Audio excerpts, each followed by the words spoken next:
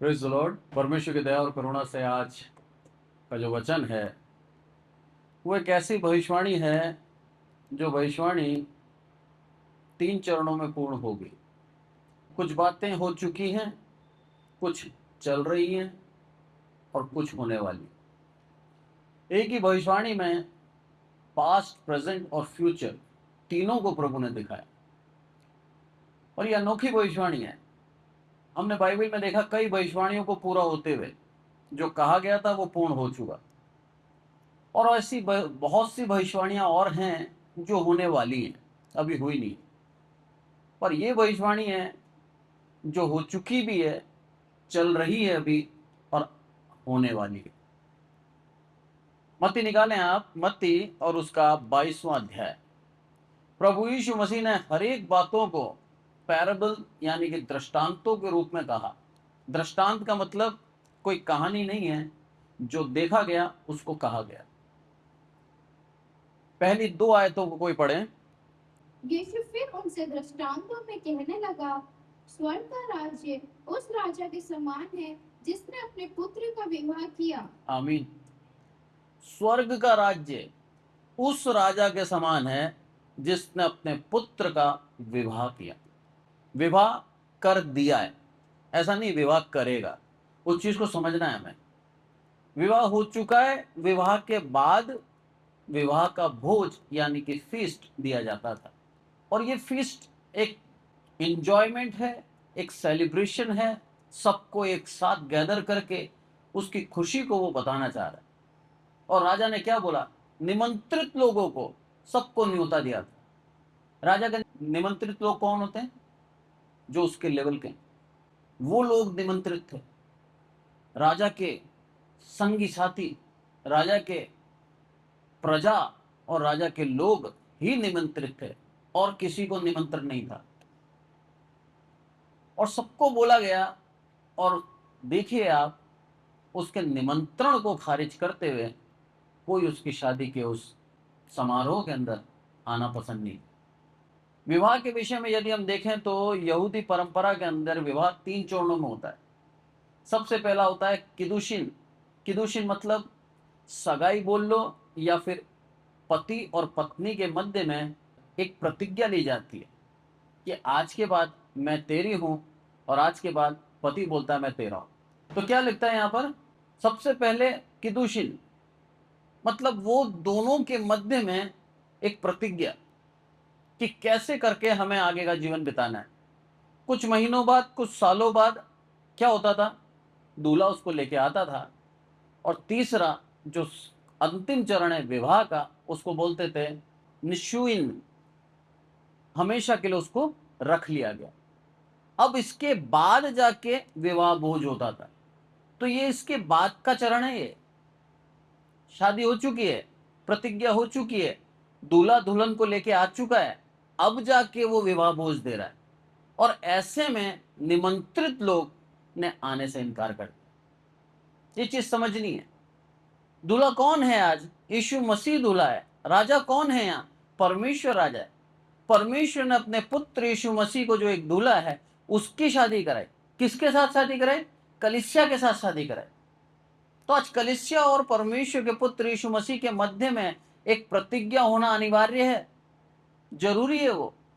और उस प्रतिज्ञा को यदि हम देखें तो पवित्र आत्मा का प्रतिज्ञा यूहन्ना के अंदर साफ प्रभु यीशु मसीह में बताता है कि मैं तुझे कभी नहीं छोड़ूंगा।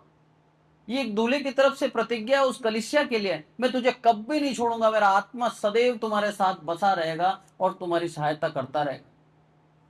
परमेश्वर के पुत्र की ये प्रतिज्ञा है। और हमें क्या करना है? उसने कर्तव्य दिया है कि तू विश्वास रखना। तो आज शादी हो चुकी है।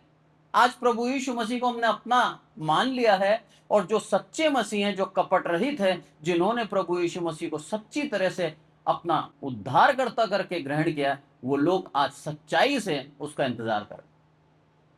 तो ये पैराबल का, ये दृष्टांत का जो भाग है, ये पास्ट है, जो हो चुका है, जिसको आज हमने सीखा। यानी कि प्रभु यीशु मसीह किन लोगों के लिए कहता है? प्रभु यीशु मसीह यहूदियों के लिए कहता है, उनको मैंने बुलाया और उन्होंने आना नहीं चाहा। सबसे पहला मौका यहूदियों को दिया गया, क्योंकि यहूदी परमेश्वर की निज प्रजा थी, परमेश्वर की प्रजा थी। इस कारण से राजा ने अपनी पूरी प्रजा को आमंत्रित किया था कि तुम आओ, मेरे उस भोज के अंदर भागीदार हो और आपसी संगति के अंदर तुम आनंद करो। आज प्रभु यही चाहता है कि हम उसकी संगति में आनंद करें, और उसकी संगति के लिए हमें उसके नजदीक जाना होगा। शुरू से लेके अभी तक शैतान एक ही तरीके से मनुष्य को बहका रहा है, उसके पास कोई दूसरा तरीका नहीं है, एक ही तरीका है। हवा के साथ भी वही किया, आज मेरे साथ भी वही करता है, आने वाले भविष्य में मेरे संतानों के साथ भी वही करेगा, और एक ही तरीका है उसका। उस तरीके को समझना है हमें। उसका तरीका क्या है मालूम है? आपके मन के अंदर लालच उत्पन्न करना, आपको अभिलाषी बनाना, आपको यह बताना कि इसके बिना तेरी जिंदगी अधूरी है। और जब हम उस चीज को पाने की लालसा करते हैं, वही हम गलती करते हैं, वही हम परमेश्वर की संगति से दूर जाते हैं। हवा ने यही किया, उस फल को पाने की लालसा में वो भूल गई, परमेश्वर की आज्ञा का उल्लंघन करूंगी और परमेश्वर के साथ जो प्रति संध्या मेरी संगति है, वो संगति टूट जाएगी। और संगति से बेहतर उसने क्या सोचा? इस फल को पा लेना। पर खूबी देखिए आप, पूरे जीवन में हवा का एक ही पाप था। हमारे जीवन में अनगिनत है, अनगिनत, हम गिन नहीं सकते। इतने पाप करते हैं, इतने गुनाह करते हैं एक ही दिन के अंदर, पर परमेश्वर का अनुग्रह देखिए, प्रतिदिन हमें क्षमा करता है, प्रतिदिन हमें क्षमा करता है, क्योंकि वो हमसे प्यार करता है। आज हम उसकी दुल्हन हैं, हम कलीसिया के रूप में प्रभु परमेश्वर ने हमें संबोधित किया, और कलीसिया परमेश्वर के पुत्र यीशु मसीह की दुल्हन। किस तरह से हमें रहना है? यदि हम कुरिन्थियों अध्याय, कुरिन्थियों और उसका पहला कुरिन्थियों 11वां अध्याय और उसका 3री आयत यदि मैं पढ़ूं तो उसके अंदर लिखा है, परंतु मैं चाहता हूं कि तुम ये जान लो कि हर एक पुरुष का सिर मसीह है, स्त्री का सिर पुरुष और मसीह का सिर परमेश्वर है। आज हमारा सर मतलब सम्मान कौन है? यीशु मसीह है। जिस कारण से यहां पर हमें बाइबल सिखाती है कि विवाह हो चुका है, इस विवाह के लिए हमें क्या करना है? शुद्ध और पवित्र रहना है। विवाह के लिए पूर्ण रूप से तैयार रहना है। 10 कुंवारियों को उदाहरण ऐसे ही नहीं दिया प्रभु ने, क्या बोला? वो कुंवारी है, पवित्र है वो। आज हमें उस पवित्रता के अंदर चलना है। हमारे जीवन के अंदर परमेश्वर को छोड़ के, यीशु मसीह को छोड़ के यदि हम किसी भी प्रकार से कहीं और ध्यान लगाते हैं तो वो व्यभिचार कहलाता है। उस चीज से बचिए, फिर हम अशुद्ध हो जाते हैं, फिर हम शुद्ध नहीं रहे। इस चीज को आप ऐसे समझें, विवाह हो चुका है पति पत्नी का, जैसे पुराने समय में होता था, शादी के बाद स्त्री को घर में रखा जाता था, और कुछ सालों बाद जब वो बड़ी हो जाती थी तब जाकर दूल्हा जाता था और उसको लेके आता। और उस समय तक उसको करना क्या है? अपने पति के लिए शुद्ध और पवित्र रहना है। उस समय उसको किसी और के ऊपर ध्यान नहीं देना। अगर वो पाई गई व्यभिचार नहीं, तो दूल्हे को पूर्ण अधिकार है, वो उसको त्याग सकता है। आज प्रभु ने यही किया हमारे साथ। यीशु मसीह ने विवाह किया हमसे, हम कलीसिया है उसकी, और आज हमारी उस परीक्षा के अंदर हमें चलना है। शुद्ध और पवित्र रहना है हमें। हमारे जीवन में व्यभिचार नहीं आना चाहिए, हमारे जीवन में किसी भी प्रकार का लालच नहीं आना चाहिए, क्योंकि वो सारी बातें हमें परमेश्वर के विरुद्ध खड़ा करती हैं, और वो सारी बातें हमें व्यभिचारी नियुक्त करती है, और उसके द्वारा हम शुद्ध और पवित्र नहीं रहे। अब हम उसके करीब नहीं जा सकते। उसके करीब जाने के लिए हमें शुद्ध और पवित्र रहना होगा। उसके करीब जाने के लिए अपने जीवन को प्रतिदिन जांचना होगा, क्योंकि जब तक हम हमारे जीवन को जांचेंगे नहीं, हमें हमारी गलतियों को दिखाने वाला कोई नहीं होगा। हमें दिया है ना सहायक पवित्र आत्मा, वो काहे के लिए दिया? वो इसीलिए दिया है ताकि विवेक के अंदर हमारे बोधित कराए, यहां पर तू गलत है, इस जगह थोड़ा सा जो बच रहा है उसको भी तू निकाल दे। एक होनहार बच्चा होता है ना, जिसके लिए उसका गाइड, उसका मेंटोर जो तैयारी करता है उसके पीछे, उसको एक लक्ष्य तक पहुंचाना है, उसको कामयाब करना है, तो उसका गाइड क्या करता है मालूम है? प्रतिदिन उसके साथ मेहनत करता है। कोच बोल लो, गाइड बोल लो, आपकी जो मर्जी है वो बोल, प्रतिदिन मेहनत करता है। सुबह से लेकर शाम तक उस बच्चे के साथ मेहनत करेगा, और उस बच्चे की एक एक खामियों को धीरे धीरे निकालता जाएगा। क्यों? क्योंकि उसको मालूम है इस बच्चे को मेरे को क्या करना है, गोल्ड मेडल दिलाना है। उस बच्चे के साथ वो भी उठता है, मेहनत करता है। ऐसे ही पवित्र आत्मा हमारे साथ मेहनत कर रहा है, सेम एज इट इज। प्रतिदिन हमारे को अगुवाई करता है, प्रतिदिन हमारे साथ जागता है, प्रतिदिन हमारे साथ कार्य करता है। और वो चाहता है इसको वो मुकुट दिलाऊं जो कभी मुरझाएगा नहीं।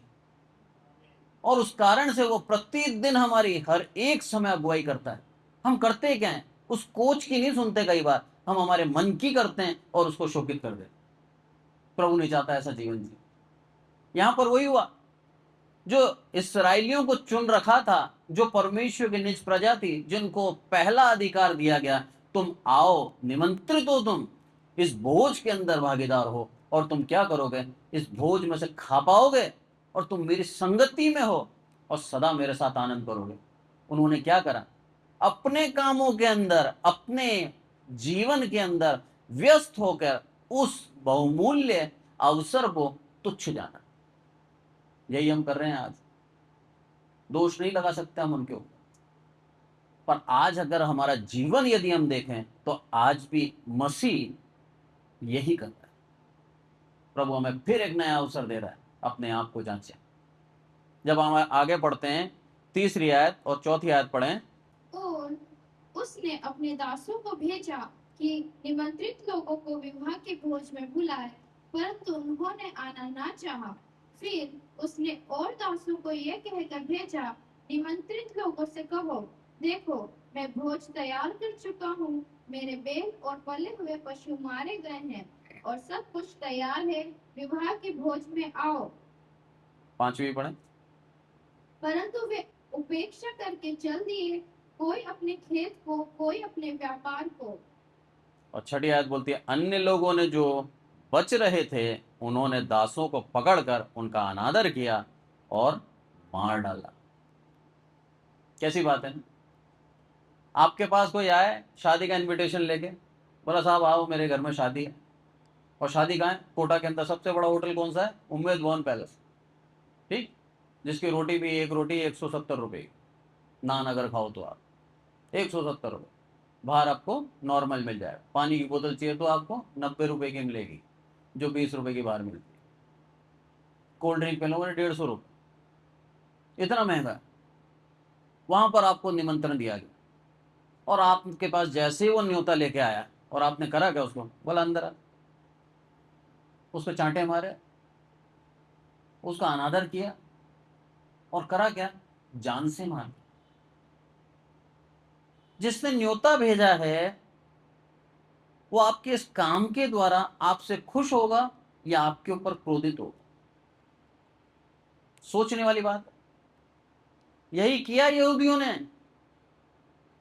भेजा, परमेश्वर ने अपने दासों को भेजा, भविष्यवक्ता आए, और करा क्या भविष्यवक्ताओं के साथ, उनको मार डाला गया।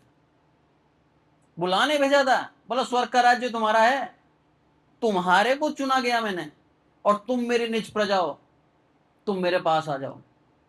और भेजा गया, और हुआ क्या, उनको मार डाला गया। कई आए प्रभु के दास, कई प्रभु के दास, उन प्रभु के दासों को मारा गया। ये हो चुका है, और ये सारी बातें स्मरण दिलाते हुए प्रभु यीशु मसीह समझा रहा है और कह रहा है, बोला मैं जानता हूं तुम्हारी एक एक बातों को, पर आज सुनहरा अवसर है हर एक उस व्यक्ति के लिए जो अयोग्य था, जो इस योग्य नहीं था कि उस निमंत्रण का अंदर आ सके, जो उस भोज के अंदर शामिल हो सके, वो अयोग्य था। पर इन लोगों ने आना नहीं चाहा, इस कारण से मैंने क्या करा, तुम पर दया करिए।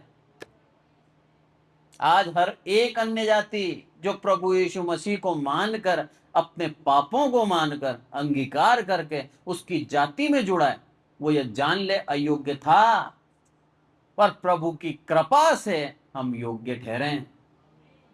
उस भोज के भागीदार नहीं थे हम, हमें इनविटेशन नहीं दिया गया था, बाद में हमारे लिए सोचा गया कि अब इनको दे दो, क्योंकि इन्होंने ना कर, या फिर यूं कहें उनके इंतजार ना करने के इंतजार के लिए रुका हुआ था, क्योंकि पृथ्वी के शुरुआत से ही हमारे लिए सोच लिया था। इस कारण से उनके ना करने तक इंतजार में था, ये ना करेंगे मैं इनको दूंगा, ताकि प्रभु न्यायी रहे कि मैंने मेरी निज प्रजा को पहला प्रथम स्थान दिया, उन्होंने उसे अस्वीकार किया, इस कारण से मैंने पूरी जाति के लिए उपाय दे दिया। बोझ तैयार है, क्या बोला? बोला जाके बोलो, अरे बैल काट दिए मैंने, बलि करे मैंने, और उसके बावजूद भी ये आकर खाना नहीं चाहते। यीशु मसीह को दे दिया मैंने, यीशु मसीह को बलिदान कर दिया मैंने, उस बलिदान को ये लोग तुच्छ समझते हैं और यीशु मसीह को ही नहीं मानते। क्या करा प्रभु ने? और दासों को भेजा। अब पुराने दास तो मार दिए ना इन्होंने, अब नए दासों को भेजा। वो दास कौन थे? पौलुस। वो दास कौन थे? प्रभु यीशु मसीह के चेले। वो दास कौन थे? बिली ग्राम। वो दास कौन थे? Doctor M A. थॉमस। वो दास कौन है? परमेश्वर का हर एक वो चेला जिसने अपना क्रूस उठाकर पीछे चल रहा है, हर एक चेला। आज उन दासों को भेजा। ये प्रेजेंट है कि ये भविष्यवाणी जो बोली गई थी 2000 साल पहले, आज उसका प्रेजेंट हम देख रहे हैं। भूतकाल निकल चुका, उन लोगों को मार दिया गया। आज बोला क्या? अब जाओ तुम अन्य जो नुक्कड़ पे खड़े हैं, जो बाजारों में खड़े हैं, जो लंगड़े हैं, जो लूले हैं, जो अयोग्य हैं, सबको ले आओ। शारीरिक रूप से अपंग है और आत्मिक रूप से भी अपंग है। मतलब लंगड़े लूले, मतलब अरे धर्म के काम के लिए इनके पैर नहीं चलते, धर्म के काम के लिए इनके हाथ नहीं बढ़ते, उसके बावजूद भी मैंने इनके ऊपर दया कर। आज प्रभु वही चाहता है कि आज मौका है, आज प्रेजेंट में जी रहे हैं हम, आज उसके भोज में है। आज हम उस प्रतिज्ञा के अंदर आ जाएं, किदुशीन परमेश्वर के साथ, यीशु मसीह के साथ प्रतिज्ञा कर लें कि हाँ प्रभु मैं तेरे पे विश्वास करूंगा, तू मुझे लेने आएगा। उस विश्वास के अंदर आ जाएं, आज प्रभु के साथ संगति में आ जाएं। आज प्रभु ने हमें एक दुल्हन होने का आदर दिया है। पवित्र रहना हमारा कर्तव्य है। और पवित्र कैसे रहते हैं? उसके ऊपर विश्वास करके कि मेरा पिता परमेश्वर अपने पुत्र यीशु मसीह को 100% भेजेगा और वो यीशु मसीह मुझे लेके जाएगा। उस इंतजार में दुल्हन अपने आप को पवित्र रखती थी। यदि मैं यहूदी कस्टम बताऊं तो आपको, शादी हो जाया करती थी और उसके बाद दुल्हन अपने परिवार के साथ अपने घर में रहती थी और दूल्हा अपने घर में रहता था। और उसके बाद जब किदुशीन हो गई, प्रतिज्ञा हो गई उसके बाद, और उसके बाद क्या होता था? दूल्हे की इच्छा होती थी अब मैं दुल्हन को लेने जाऊं, तो दूल्हा का दोस्त दुल्हन को तैयार करने के लिए कि दूल्हा आ रहा है तुझे लेना है, पहले भाग के जाता था और जाके बोलता था दूल्हा आ रहा है, तैयार हो जाए। और दुल्हन जिस भी अवस्था में होती थी सब छोड़कर दूल्हे के लिए तैयार हो जाती और दूल्हा उसको लेने आता था। आज उस दूल्हे के दोस्त का भूमिका किसने निभाई बाइबल के अंदर मालूम है आपको? यूहन्ना बपतिस्मा देने वाले। प्रभु यीशु मसीह से 6 महीने पूर्व आया और सबको पानी से बपतिस्मा दिया। क्या बोला? यीशु आने वाला है, यीशु आने वाला, अपने आप को तैयार करो, अपने पापों का अंगीकार करो और अपने आप को शुद्ध और पवित्र करो। यह अवसर है क्योंकि वो आ गया तो तुम पवित्र होने चाहिए। आज दूसरा अवसर प्रभु ने हमें दिया है, उसके दूसरे आगमन से पूर्व अपने आप को शुद्ध और पवित्र कर लें, ताकि जब प्रभु यीशु मसीह आए तो हम शुद्ध और पवित्र जाने जाएं और प्रभु हमें लेके जाएं। बोला ये मेरी दुल्हन। एक ऐसा रिश्ता है पति पत्नी का, आप सारे रिश्ते अलग कर लो और पति पत्नी का रिश्ता अलग कर लो। लिखा है बाइबल के अंदर, माता पिता को भूल जाएगा, पति पत्नी का रिश्ता वो है। वो एक संग होंगे, वो माता पिता को भी भूल जाएंगे। वो रिश्ता है पति पत्नी का। इतना गहरा, इतना प्रेम है। पति कितना भी अपनी पत्नी से प्यार ना करता हो दिखा ले, कितना भी लड़ाई करता हो, पर अपनी पत्नी को दूसरे के पास जाते नहीं देख सकता। ये गहराई है, ये प्रेम है वो, कि मेरी यही है, मैं जाने नहीं दूंगा। आज वही चीज यीशु मसीह हमारे लिए कहता है, ये मेरा है, मैं जाने नहीं दूंगा, मेरा ही है। अरे मैंने अपने लहू के द्वारा इसको लिया है, ये मेरा है। इसलिए हमारा कर्तव्य ये है कि हम परमेश्वर के उस प्रेम में बने रहें, परमेश्वर के उस पवित्रता में बने रहें, ताकि जब दूल्हा है तो इस दुल्हन को वर्जिन कुंवारी पाए, ना कि व्यभिचारिणी कहलाए। परमेश्वर का वचन हमें सिखा रहा। आगे पढ़े, जब हम 7वीं और 8वीं आयत 9 तक पढ़े, 7 से 9 तक। तब राजा को क्रोध आया और उसने अपनी सेना भेजकर उन हत्यारों का नाश किया और उनके नगर को फूंक दिया। तब उसने अपने दासों से कहा, विवाह का भोज तो तैयार है, परंतु निमंत्रित लोग योग्य नहीं ठहरे। इसलिए चौराहों पर जाओ और जितने लोग तुम्हें मिले सबको विवाह के भोज में बुला लाओ। हाँ, 10वीं पढ़े। अतः उन दासों ने सड़कों पर जाकर क्या बुरे क्या भले जितने मिले सबको इकट्ठा किया और विवाह का घर अतिथियों से भर गया। आमीन। विवाह का घर अतिथियों से भर गया, खाली नहीं है घर। आज प्रभु यीशु मसीह के विवाह के बाद जो विवाह भोज दिया जा रहा है, वो विवाह का घर अतिथियों से भर गया। प्रकाशित वाक्य में यदि आए हम तो उसके अंदर लिखा है, श्वेत वस्त्र पहने हुआ के लिए खुला मैदान दे दिया। बोला वहां पर इतनी संख्या है कि हम गिन नहीं सकते साहब। वो है दुल्हन, भर गया, ढेर सारे आ गए। कब आए? जब उनको मारा गया। किनको मारा गया? राजा क्रोध से भर गया, और जिन अतिथियों को उसने निमंत्रण देके बुलाया था, उन्होंने जब गलत काम किया, राजा ने उसका बदला लिया। बदला लेने वाला परमेश्वर है, हमें बदला नहीं लेना। उसने बदला लिया, उसका क्रोध शांत हुआ, और जब क्रोध शांत हुआ तो उसने हमारे लिए एक सुनहरा अवसर दिया। बुला लाओ, नए दासों को भेजा। वो नए दास गए और जाके क्या बोले? परंतु निमंत्रित लोग योग्य नहीं ठहरे। धन्यवाद दें, उनकी अयोग्यता के कारण हम योग्य ठहर गए। कितना धन्यवाद दें हम, उसकी अयोग्यता के अंदर भी हमारे लिए अनुग्रह हुआ है। कितना दया दिखाई प्रभु ने इस्राएलियों के ऊपर। और आगे क्या बोलता है वो? इसीलिए चौराहे पे जाओ और जितने लोग तुम्हें मिले सबको विवाह के भोज में बुला लाओ। अब कोई जाति नहीं देखी, कोई धर्म नहीं देखा, कोई नगर नहीं देखा, किसी भी प्रकार से कहीं भी खड़ा हुआ कोई व्यक्ति है, बोला तू आ जा, सबको बुला लिया। यही कारण है आज मसीह हर एक जाति के अंदर मसीह पाया जाता है। मैं धर्म के विषय में नहीं कह रहा हूं, क्रिश्चियनिटी के विषय में नहीं कह रहा हूं, मसीह के विषय में कह रहा हूं। मसीह मतलब जो व्यक्ति परमेश्वर के पुत्र यीशु मसीह पे विश्वास करता है, वो मसीह। हर एक जाति, हर एक कुल, हर एक प्रांत के अंदर आज हम उसको देखते हैं। सबसे बड़ा कारण है ये, परमेश्वर का अनुग्रह सब पे हुआ है। कोई जाति ये ना कहने पाए कि हे प्रभु तूने मुझ में से नहीं बुलाया। प्रभु ने सब में से बुलाया, सबको बुलाया। धन्यवाद दें हम। अब कोई ना नीच रहा ना कोई ऊंच रहा, सब एक बराबर हो गए। यह है मसीह। बुला लिया उसने हमें। हमारा कर्तव्य है हम विवाह के वस्त्र पहन के जाएं। ये बहुत जरूरी। पहुंचना तो है, पर विवाह के वस्त्र पहन के। अब आए प्रकाशित वाक्य और उसका 19वां अध्याय निकालें, 7, 8 और 9, 3 आयत पढ़े। आओ हम आनंदित और मग्न हो और इसकी स्तुति करें, क्योंकि मेमने का विवाह आ पहुंचा है और उसकी दुल्हन ने अपने आप को तैयार कर लिया है।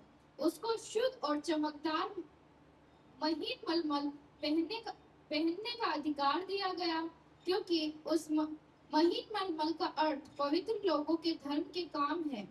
तब स्वर्गदूत ने मुझसे कहा, ये लिख कि धन्य है वह जो मेमने के विवाह के भोज में बुलाए गए हैं।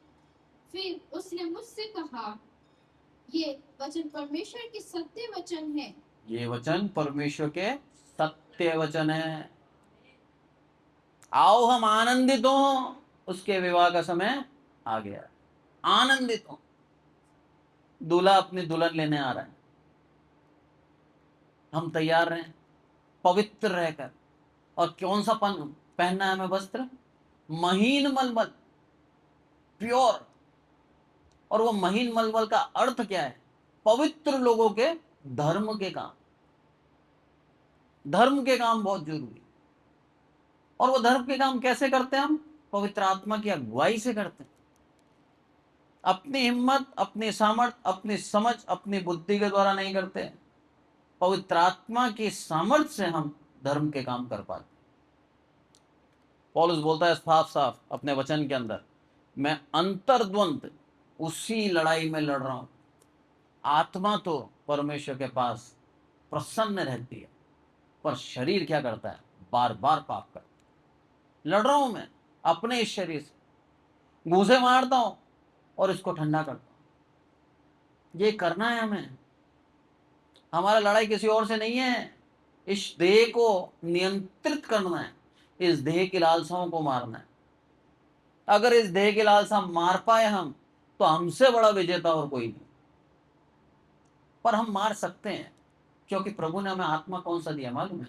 सामर्थ, संयम और प्रेम। सामर्थ्य हमारे अंदर, हम जीतेंगे। और सबसे बड़ी बात संयम, हम उस पाप के ऊपर संयम कर सकते हैं। और प्रेम, एक दूसरे के साथ प्रेम रखें। इसलिए पहले ही हमें वो हथियार दे दिया, पहले ही हमें ताकत दे दी। उस ताकत को पहचानने के लिए उस आत्मा में बनना होगा। जब हम उस आत्मा के अंदर बंध जाते हैं, उस आत्मा की अगुवाई में चलते हैं, आप जान लेना आपको कुछ और नहीं दिखेगा, फिर प्रभु ही प्रभु दिखेगा।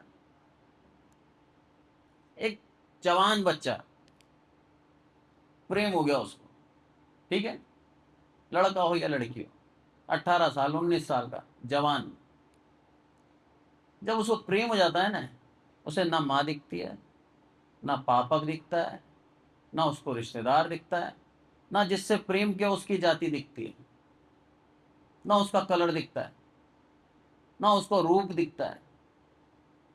कैसा भी है, प्रेम करता, वो है प्रेम। पागलपन, जुनून, कैसे भी करके पाना है। फिर पैसा दे दो उसको, वो पैसा नहीं लेगा। आप देखे देखो, उसको वही व्यक्ति चाहिए, पैसा नहीं चाहिए। ये होता है प्रेम। ये भाव प्रभु ने हमारे अंदर क्यों डाला, कभी सोचा आपने? जानवरों के अंदर क्यों नहीं है भाव? हम उसके उस अथाह प्रेम को समझ पाए कि मेरा प्रेम तेरे लिए कैसा है। इस कारण से वो भाव उसने हमें डाला है कि हम उस प्रेम में जब एक बार बंध जाते हैं ना, तो हमारा पार्टनर यदि चला भी गया है तो उसी के प्रेम में डूबे जा रहे हैं। प्रेम वो है, और उसके रहते और कुछ भी नहीं चाहिए। गरीबी में जीवन जी लेगा, पर मेरा साथी मेरे साथ होना चाहिए। ये प्रेम होता है। उस प्रेम को प्रभु ने समझाने के लिए हमारे अंदर ये भाव डाले, वो इमोशन डालें, ताकि तुम जानो, परखो, सीखो कि मैं किस प्रेम से तुम्हारे से प्रेम करता हूं। वो अता प्रेम है उसका। हमें देखे बिना उसको चैन नहीं मिलता, हमसे बात करे बिना वो रह नहीं सकता, हमको आशीष देने बिना उसको अच्छा नहीं लगता। वो हमसे प्रसन्न है, वो हमें प्यार करता है, हमें आशीष देना चाहता है। वो चाहता है मैं तेरे पास आना चाहता हूं, अपने आप को पवित्र कर ले, क्योंकि बस एक ही चीज है जो हमें उससे दूर करती है, अपवित्रता। इसलिए वो चाहता है पवित्र हो जा, ताकि तू मैं मेरे पास आ सके, मैं तेरे पास आ सकूं। उस प्रेम के अंदर वशीभूत होकर यीशु मसीह हमें बार बार नए मौके देता है, बार बार हमें ये समझाता है, सिखाता है कि जो प्रेम मैंने तुझसे किया, अरे उसका 1% भी कर लेगा ना, तो तू मुझे नहीं छोड़ेगा। वो 1% प्रेम आज प्रभु जाता है उस प्रेम में हम बंधे। और जब उस प्रेम में बंध जाते हैं, तब आप देखो प्रभु के दासों को, खाना मत दो, चलेगा। गाड़ी नहीं है साहब, पैदल जाना पड़ेगा 2 किलोमीटर, चलेंगे, प्रभु का काम। आपका कपड़ा फट गया साहब, बोला कोई बात नहीं, चलेगा। अरे आपकी प्रॉपर्टी किसी ने छीन ली, कोई बात नहीं, चलेगा। ध्यान नहीं है किसी चीज के ऊपर, ध्यान सिर्फ प्रभु की ओर है। उस दुल्हन के समान चरित्र में पवित्र, पावन होकर यीशु मसीह का इंतजार कर, वो आ रहा है। लिखा है यहां पर साफ साफ, क्या लिखा है यहां पर? आओ हम आनंदित हो और मगन हो, उसकी स्तुति करें, क्योंकि मेमने का विवाह आ पहुंचा है। प्रेजेंट टेंस जब लिख रहा है, यूहन्ना देख रहा है, आ पहुंचा है। और आके क्या करा उसने? बुला लिया हर एक को जो उसके विवाह में। मेमने का शादी आ पहुंची, और वो वस्त्र दिए हमें जो धर्म और पवित्रता के, उस वस्त्र से ही उसके पास जा पाएंगे, अन्यथा उसके पास नहीं जा सकते। मैं कई बार बोल चुका हूं आपको, दोबारा कहता हूं, पवित्र जो शब्द है बहुत छोटा है, पर इस शब्द को पाने के लिए उम्र निकल जाती है, वो है पवित्र। कोई पवित्र नहीं, एक भी नहीं, बाइबल कहती है, कोई धर्मी नहीं, एक भी नहीं। तो फिर इस पवित्रता को पाएंगे कैसे हम? क्योंकि लिखा है वचन के अंदर, तुम्हारे धर्म के काम कैसे हैं? मैले चीथड़े के समान। तो मैले चीथड़े पहन के तो हम जा नहीं सकते। यहां क्या लिखा है? महीन मलमल, प्योर, सबसे महंगा वस्त्र उस समय का, वो हमें दिया गया। तो ये पॉसिबल कैसे है? ये पॉसिबल सिर्फ और सिर्फ पवित्र आत्मा के द्वारा, ना आपके अधिकार में ना मेरे अधिकार में। पवित्र आत्मा की सामर्थ्य पाके उसके अनुग्रह के साथ वो आपको पवित्र और शुद्ध करता है। हम नहीं कह सकते मैंने धर्म के काम किए हैं। अरे हमारे काम तो मेले चीतड़े के समान है, पर परमेश्वर का अनुग्रह के द्वारा हम महीन मलमल पहन लेते हैं, और उस महीन मलमल के बाद उसके करीब जा सकते हैं, ताकि वो हमसे प्यार करे, हमें लेके जाए अपने साथ, और सदा हमें अपने राज्य, स्वर्ग राज्य का वारिस ठहराए, उसके हो जाए हम। वो प्रेम प्रभु ने हमें दर्शाया। तो इस पैराबल के अंदर, इस उदाहरण के अंदर, इस दृष्टांत के अंदर ये चीज जो चल रही है, बुलाया जाना, ये प्रेजेंट टेंस है, आज हो रहा है। आज जगह जगह परमेश्वर के दास कार्य कर रहे हैं, और जगह जगह से लोगों को बुलाया जा रहा है, और जगह जगह से लोग जो लूले हैं, लंगड़े हैं, जो आत्मिक रूप से मरे हुए हैं, हर एक को बुलाया जा रहा है। और परमेश्वर की दया और करुणा देखिए, सब पे दया हो रही, और सबको निमंत्रण दिया जा रहा है। उस निमंत्रण को स्वीकार करना नहीं करना आपके हाथ, पर निमंत्रण खुला है सबके लिए। आज इस दृष्टांत का यह प्रेजेंट चल रहा है, अब हम देखेंगे दृष्टांत का फ्यूचर। अब आप पढ़ें 11वीं से 14वीं आयत तक। जब राजा अतिथियों को देखने भीतर आया, तो उसने वहां एक मनुष्य को देखा जो विवाह का वस्त्र नहीं पहने था। उसने उससे पूछा, है मित्र, तू विवाह का वस्त्र पहने बिना यहाँ क्यों आ गया? उसका मुंह बंद हो गया। तब राजा ने सेवकों से कहा, इसके हाथ पांव बांधकर उसे बाहर अंधियारे में डाल दो, वहां रोना और दांत पीसना होगा, क्योंकि बुलाए हुए तो बहुत है, परंतु चुने हुए थोड़े हैं। आमीन। बुलाए हुए बहुत हैं। अरे निमंत्रण तो 800 करोड़ लोगों को दिया है जो इस धरती पे रहते हैं। 800 करोड़ लोग, आज प्रभु यीशु मसीह की तरफ से निमंत्रण है, आप उसके विवाह के अंदर आ सकते हो, बोझ खुला है, निमंत्रण है, एक्सेप्ट करो राजा। पर शर्त एक है, विवाह के कपड़े होने चाहिए। बुलाए तो बहुत हैं, चुने हुए थोड़े हैं, हमें उन चुनावों में आना है। अरे धन्यवाद दें कि हम निमंत्रण तो पा लिया हमने, हम आ तो गए हैं। अब समय है वस्त्र बदलने का। निमंत्रण मिल चुका है आपको, उस विवाह की तैयारी के लिए अपने आप को वस्त्र बदलने होंगे, उस विवाह के योग्य होना होगा। मैं बताऊं आपको, हमारे arc bishop doctor Samuel Thomas के बच्चे की शादी हुई, उम्मेद भवन में शादी थी साहब। उम्मेद भवन पहले ही बहुत बड़ा नाम, ऊपर से जिनके यहाँ शादी में जा रहे हैं वो भी अरबपति, जो मिलने वाले आए हैं उनके वो भी बहुत पैसे वाले। उसके कपड़े खरीदने के लिए कि उस विवाह के अंदर हम लगे कि तुम निमंत्रित हो, उसके लिए ही मेरे 25-30 हजार रुपये लगते। बच्चों के कपड़े दिलाने हैं, इनके कपड़े दिलाने हैं, ये करना वो करना, 40 हजार रुपये तो मेरे खर्च हो गए। विवाह किसका है? उनके बेटे का। और उनके लिए 40 हजार रुपये एक मूंगफली का दाना कुछ भी नहीं है, पर हम उनके विवाह के अंदर निमंत्रित लगे, इस कारण से पैसे खर्च हुए। ये कौन है? राजाओं का राजा, प्रभुओं का प्रभु। तैयारी कैसी होनी चाहिए हमारी? अरे 40,000 तो बहुत छोटी रकम है इस विवाह के लिए। जीवन खपा देना पड़ेगा, तब जाके वो पवित्र वस्त्र मिलेगा। प्रतिदिन मेहनत करनी होगी, तब जाके आप उसके विवाह में पहुंच पाओगे।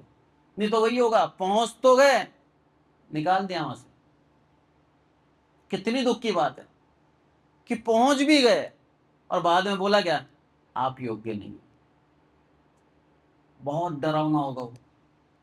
इतना सुनहरा अवसर मिला और उस अवसर को बहुमूल्य नहीं जाना और हमने खो दिया। आज वो वस्त्र पहन लें, और उस वस्त्र के लिए विषय में क्या लिखा है, धर्म के पवित्र व्यक्ति वो धर्म के वस्त्र पहन। पूरा जीवन दिया है हमें उस वस्त्र को पहनने के लिए, मेहनत करने के लिए। लिखा है उसके वचन के अंदर, तुम इस धरती के ऊपर धन मत जोड़ो, स्वर्ग राज्य में जोड़ो, जहां पर तुम्हारा बटुआ पुराना नहीं होता, तुम्हारे पैसे में काई नहीं लगती, तुम्हारे पैसे में चोरी नहीं होती, वहां पर जोड़ो। जब उस धन को हम जोड़ लेंगे तो उस वस्त्र को उस धन से खरीद पाएंगे। इसीलिए बोला प्रभु ने, उस धन को जोड़ो, क्योंकि बिना वस्त्र के उस विवाह के अंदर सहभागी होना असंभव है। बहुत बड़ी बात है ये, बहुत बड़ी। हमारे जीवन के अंदर प्रभु हमें सिखा रहा है। अरे एक सांसारिक व्यक्ति जो हमसे ओहदे में ऊपर है, जब वो हमें बुलाता है कहीं नहीं, तो ही हम अपने हिसाब से जितना बेस्ट हो सकता है हम कर पाते हैं और करते हैं। सोचिए आप, राजाओं का राजा हमें आज निमंत्रण दे रहा है, उस निमंत्रण को ठुकराए ना, उसे लें, धर्म के वस्त्र पहने, ताकि वो राजा जब आए हमारे सामने तो हमसे देखकर खुश होए, आनंदित होए कि इसने मेरे निमंत्रण का मान रखा, ये तैयार हो गया है, इसने मेरे निमंत्रण का अपमान नहीं किया। ये ऐसे वस्त्र पहन के नहीं आया कि मैं इससे पूछूं, हे मित्र तेरे वस्त्र कहाँ हैं? तेरे को समय दिया गया था वस्त्र बदलने का, तूने वस्त्र क्यों नहीं बदले? तेरे जीवन के अंदर धर्म के काम मैंने कितनी बार दिए, तूने हर बार टाल दिए। कई बार तेरे सामने मैं गरीबों को लेके आया कि तू उसको कुछ दे, और तूने क्या बोला, अरे मैं ही गरीब हूं। कई बार तेरे सामने मैं विधवाओं को लेके आया कि इनके लिए कुछ कर, और तूने क्या करा, मेरे पास नहीं। कई बार मैंने तेरे सामने कई लोगों को भेजा जो सच में जरूरतमंद थे, और तूने अपने हाथ को खींच लिया। वो धर्म के काम क्यों नहीं किए तूने? वो सवाल का जवाब हम कैसे दे पाएंगे? अपने आप को जांचें, परखें। सिर्फ बाइबिल पढ़ के प्रभु की नजदीकी में नहीं आ सकते। परमेश्वर के नजदीकी में आने के लिए यीशु मसीह के समान होना होगा, उसके समान अपने जीवन को ढालना होगा, उसके समान प्रतिदिन प्रभु के नजदीक रहना होगा। तब जाकर हम प्रभु के महानता को सिद्ध कर पाएंगे, उसके उस अथाह प्रेम को लोगों के सामने बता पाएंगे कि मैंने उस निमंत्रण का आदर किया। आज का वचन आपको यही सिखा रहा है कि निमंत्रण मिल तो गया है, उस निमंत्रण का आदर करके अपने वस्त्र बदलने, ये वस्त्र बदलने का समय। भविष्यवाणी अभी बाकी है, पूरी नहीं हुई है, ये फ्यूचर है। प्रभु यीशु मसीह के आगमन के बाद की बातें हैं ये। उसके आगमन से पूर्व अपने आप को शुद्ध और पवित्र रखें, ताकि दूल्हा जब आए तो देखे दुल्हन मेरी तैयार। दूल्हा जब आए तो आपको जागता पाए, आपको सोता नहीं पाए। दूल्हा आए तो खुशी से अपनी दुल्हन को देखें, पवित्र है, मेरे नाम पर विश्वास किया इसने, अभी तक व्यभिचार नहीं किया इसने। ऐसा जीवन जिए, धर्म के वस्त्र पहन लें, प्रभु के नजदीक आए, प्रभु हमें लेने आ रहा है। उसके आगमन का इंतजार करें, विश्वास योग्य रहें, परमेश्वर वचनों के द्वारा हम में से हर एक के जीवन के अंदर बदलाव लाए। फिर एक और बार जांचें कि हम कह पाए कि प्रभु जो वस्त्र तूने दिया मुझे वो धर्म का है। मेरा धर्म को मैंने क्षमा मांग ली, और तेरी दया और करुणा से तूने उसको क्षमा कर दिया। भजन संहिता के अंदर लिखा है, क्या ये धन्य वह जिसका अधर्म का लेखा यहोवा ना ले। लेखा मतलब लिख रखा है कहीं ना कहीं, पुस्तकें खोली जाएंगी, उस पुस्तक में लिख रखा है आपका नाम और आपके बारे में लिख रखा है। जॉन स्टीवनसन 19 जून 2026 सुबह उठते ही पाप किया। इसने मेरा नाम नहीं लिया, चिंता करी आज कैसे जीवन जीऊंगा। ये चिंता भी पाप है। क्षमा मांगे, प्रभु चिंता नहीं करूंगा। आपके उस लेखे को फाड़ेगा, पीछे कर देगा। फिर नया दिन, फिर प्रेजेंट, एक उपहार दिया आपको नए दिन के रूप में। उस नए दिन में फिर आपको एक मौका दिया है, अब तू पूरे दिन मेरी इच्छा के अनुसार चल। आज के वचन के द्वारा प्रभु हमें आशीषित करें। आइए प्रार्थना करें। हे हमारे प्रभु, हम सबको संभाल के रखते हैं, इसलिए आपका बहुत बहुत धन्यवाद मेरे प्रभु। आपकी दया करुणा से इस कलीसिया के अंदर आपने हमें रखा है मेरे प्रभु। आज के वचन के द्वारा लोगों को आशीषित करें आप मेरे पिता। आपके लिए हम स्वच्छ, निर्मल, पवित्र, निर्दोष रहें मेरे प्रभु। जब आप वापस आते हैं हमें लेने, तब आप हमें पवित्र पाएं मेरे प्रभु। हमारे अपवित्रता की दशा में आप हमें नया मौका दें मेरे प्रभु। सारी आदर महिमा आपको देते हैं मेरे प्रभु। हम घटे आप बढ़ें, आपकी दया हमारे जीवन में बनी रहे मेरे प्रभु, हम यही चाहते हैं। प्रार्थना करते हैं विशेष करके मेरे प्रभु भाई के लिए जिनके जमीन का केस कोर्ट में है मेरे प्रभु। प्रार्थना करते हैं मेरे प्रभु, तारीख पे तारीख बढ़ती जा रही है, काफ़ी वर्षों से परेशान है। विनती और प्रार्थना है मेरे प्रभु, उनके ज़मीन का जो पैसा अटका पड़ा है मेरे प्रभु, इसी 30 तारीख को जज साहब एक अच्छा फैसला दें और मेरे प्रभु उस भाई के विश्वास को आप फलवंत करें मेरे प्रभु। मेरे प्रभु प्रार्थना करते हैं पूजा बहन की मम्मी के लिए जिनको आपने रिहा करा। आपका बहुत बहुत धन्यवाद मेरे प्रभु। सारी आदर महिमा आपको देते हैं मेरे प्रभु। आज का वचन लोगों के हृदय में बसे मेरे प्रभु, और मेरे प्रभु अपने जीवन को पवित्र और निर्दोष रखें मेरे प्रभु। धर्म के वस्त्र पहन लिए मेरे प्रभु, आज अवसर है मेरे प्रभु। सारी आदर महिमा आपको देते हैं मेरे प्रभु। आपने हमारी विनती सुनी, इसलिए आपका बहुत बहुत धन्यवाद। प्रभु यीशु मसीह के नाम से मांगते हैं, आमीन। और अब हमारे प्रभु यीशु मसीह का अनुग्रह, पिता परमेश्वर का प्रेम, पवित्र आत्मा की सहभागिता हम में से प्रत्येक के जीवन के अंत तक होती रहे, आमीन। Praise the Lord. Thank you so much.